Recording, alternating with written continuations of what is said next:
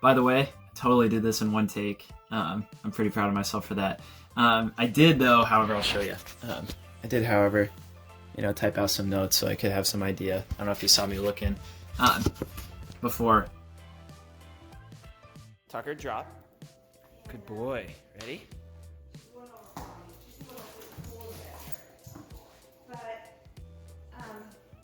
Good boy, yeah. Yeah.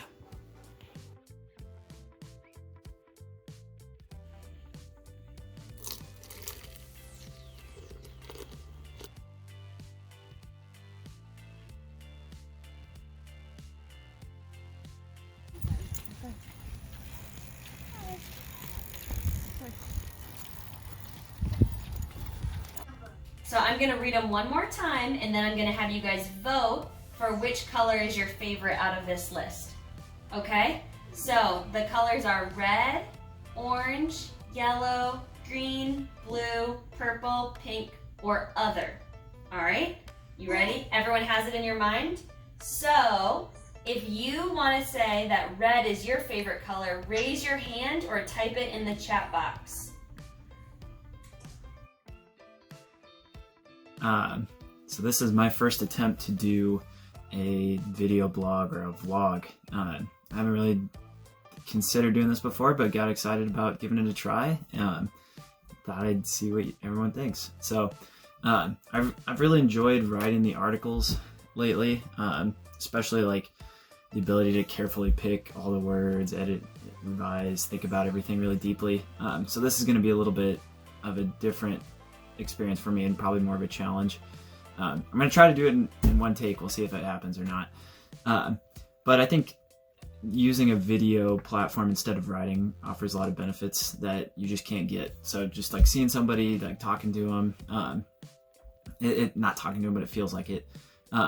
So we'll see how this goes. It's definitely not going to be as polished, and my goal is just to get something out there. Just share what's going on in our life, and then share some things that we're learning, kind of like what I was doing with the writing side of things. So just to catch up on what's going on in life, Nicole and I spent about the last month in Austin, Texas, living with her parents. So we sold our car, I don't know, 3, 4, 5 months ago. I don't even remember anymore. And so basically we just rented a car, drove down there. They used to have flights like nonstop to Austin, but apparently not right now. So we just drove down. We're working the night shift, so that's a little bit weird, leaving at 6 p.m. to go for a 12, 13-hour drive. But normally I'm not a big fan of driving that much at night, but the roads are clear, there's no traffic, it's kind of peaceful in a lot of ways. It's quiet. We were able to stop like in the middle of nowhere, Kansas or Oklahoma, I think, and like look up and see like the Milky Way. Like I can't even tell you the last time I saw that, so that was kind of cool. So we had a great time down there, like really fortunate to have great family and friends and people that have been really generous to us, allowing us to stay with them. So right now we're staying with our friends, the Stevensons. For those of you that don't know, they've been really great mentors in our lives. So personal level, spiritual level, and practical level when it comes to like house renovations, when we're doing things like that. And their kids were, Nora, Colin, and Lucy were in our wedding, and we're just really close to them. And it's been really great to live with them over the last, I guess, 7 days now, and just get to spend time with them, play with the kids, like hang out with Darren and Erica. Like it's really been a blessing to us. And as far as like other things going on, I'm still doing, I guess we both are kind of continuing our like nightly midnight walks or 2 a.m. or whatever it is, which is, I'm still not getting used to that fully, but it's a little bit creepy walking around in the night, and you don't see too many people, or like now we can walk around Ingersoll.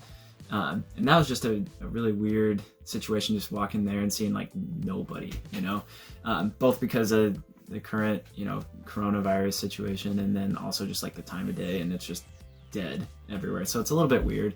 And I kind of had one of those moments like you see in a movie where like somebody goes up to a place and like looks in the window. And so I walked up to, the Star Bar, and this place that I've spent so much time at, either just hanging out or playing saxophone or whatever.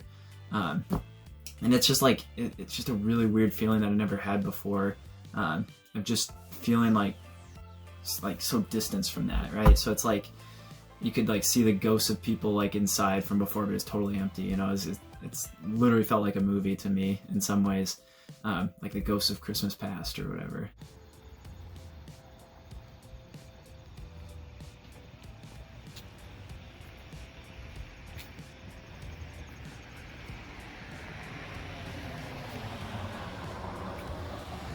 But yeah, so it's just really weird. Yeah, I mean, it's like can't go there right now because of the pandemic, but also like the stage of life that we're in. Like I'm probably not going back to play saxophone there at any time that I can think of. So it's just weird to feel like so close to that stage of life, both in like terms of years. That was only like fairly recently, but also yeah, like physically being like at the place but can't go in.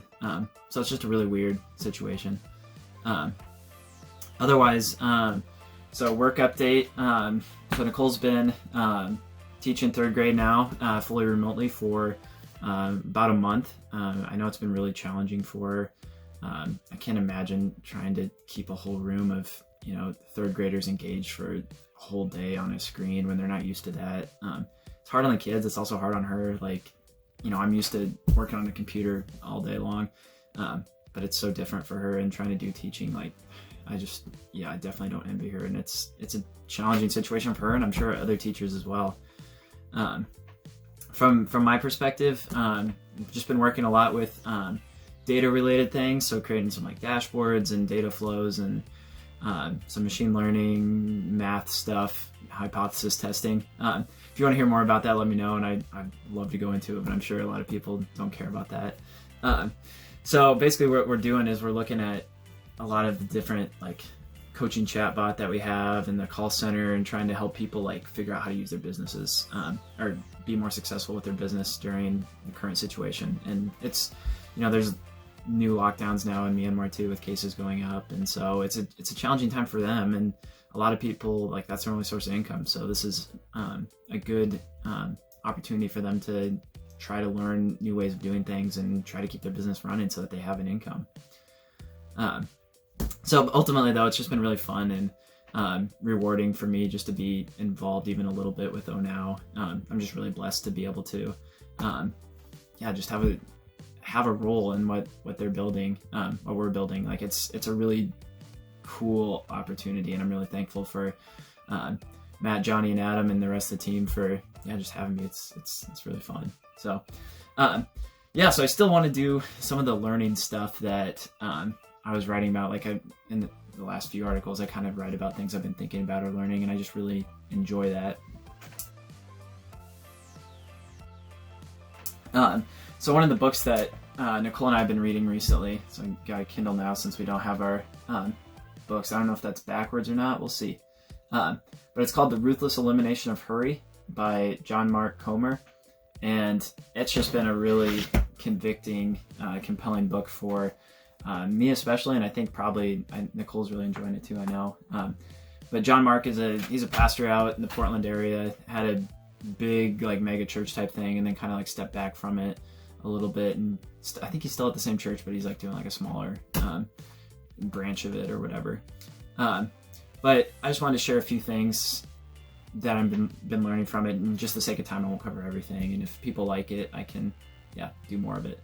But so that one of the things that it talks about is this like idea of hurry in our lives, and we have so much hurry. Like right now maybe a little bit less because of the pandemic, but it's still there. And the definition of hurry involves an excessive haste or state of urgency. So it's often associated with words such as hurl, hurtle, hurly-burly, which means uproar, and hurricane. And it's a state of frantic effort one falls into in response to inadequacy, fear, and guilt. So it's just something that I find myself, even in the current situation, just dealing with a lot. Like some of those feelings of inadequacy, fear, guilt. I know Nicole is too. But the other quote that I really liked from the beginning of the book is just said, "The good of being delivered from hurry is not simply pleasure, but the ability to do calmly and effectively, with strength and joy, that which really matters."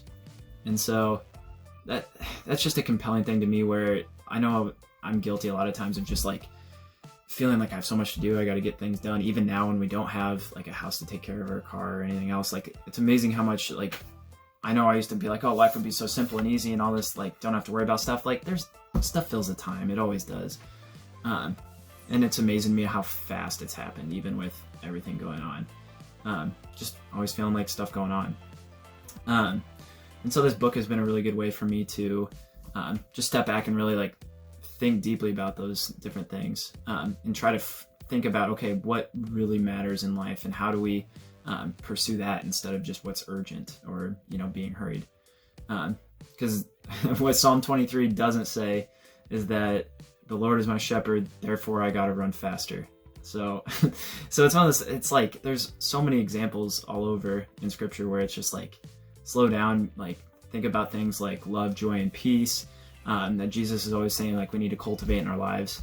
And when we step back and think about it, those three things, love, joy, and peace, like there's really nothing, like none of those things are compatible with being in a hurry. So it's like, if we're distracted or we're busy, like I can't think of many times where I have an abundance of love or abundance of joy or peace when I have any elements of being hurried or distracted or things. And John Ortberg, a mentor of the author, had a quote that I really liked, and it was just simply, for many of us the great danger is not that we will renounce our faith, it is that we will become so distracted and rushed and preoccupied that we will settle for a mediocre version of it. We'll just skim our lives instead of actually living them. And that scares me, because I think it's so easy, especially in this current environment of this like attention economy. So things like Facebook, Twitter, Instagram, like Netflix, right? Like all these things, like they exist to capture our attention. And I think the scary part is that ultimately we can just fall into that. And I'm guilty of this too, of just kind of like, oh, I feel tired or stressed or whatever, I'm just gonna like watch a show for a little bit. It's no big deal. And then that turns into like half a season or a full season or whatever. And so it's like, before we know it, we live our whole life and we just, as Ortberg says, skim our lives and don't actually live them. And that, it's just really scary to me. And it's something that I want to avoid. Like scary, not in a bad way, but in a good way, where like a motivating way, where it's like, I want to actually focus on what matters. I don't want to, spend my time on things that don't matter. And I think when if we really look, myself included, if I look at what I spend my time on, I think that's indicative of what I'm valuing at the time, whether it's like running away from something or running towards something like a promotion or an email, or or if I'm trying to avoid boredom. And I think our culture promotes this idea of like meritocracy, like you are what you do, you are what you produce. And so this idea of like doing nothing and sitting still and being like at peace and not going for a walk and not listening to a podcast at the same time like I usually do, like it's like that's bad, or it's like I'm wasting my time. I have that feeling, so I feel guilty. So one of the things that I'm gonna work on, and I'm starting to, and it's just small steps, it's just having more quiet and just go for a walk without headphones. Like sit still for 10 minutes and don't have a book, don't have music, don't have anything. Just be quiet. Have nothing going on. Like really just like get away.